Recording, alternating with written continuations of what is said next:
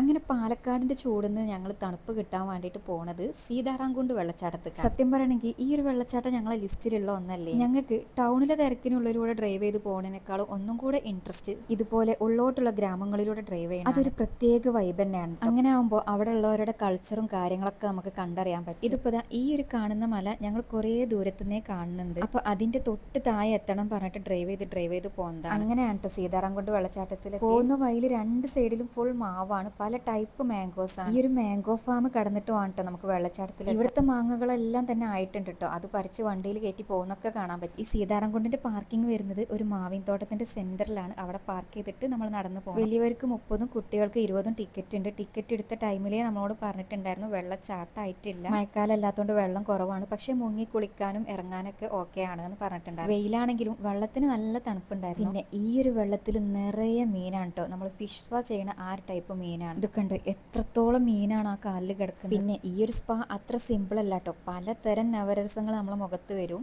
ഇവര് കാലിൽ കിടന്നിട്ട് ഇക്കിളിയാക്കും. എനിക്കും തൂക്കൊന്നും ഒട്ടും നിൽക്കാൻ പറ്റിയിട്ടുണ്ടായിരുന്നില്ല കേട്ടോ. പക്ഷെ ഇയാളിത് എങ്ങനെയാണ് അവസരിച്ച് നിൽക്കുന്നത്. ദുവക്ക് പിന്നെ ഓളെ കാലിന്റെ അടുത്തേക്ക് മീൻ വരാൻ പറ്റൂല, പക്ഷെ ഓക്ക് മീൻ പിടിക്കണം. ഇതിനി ഓളെ കണ്ടീഷൻ. ഈ മീൻകൂട്ടം കണ്ടാൽ വിചാരിക്കും ഇപ്പൊ പിടിച്ചാൽ കിട്ടുന്നു, പക്ഷെ ഒരു നിലക്കും കിട്ടൂല.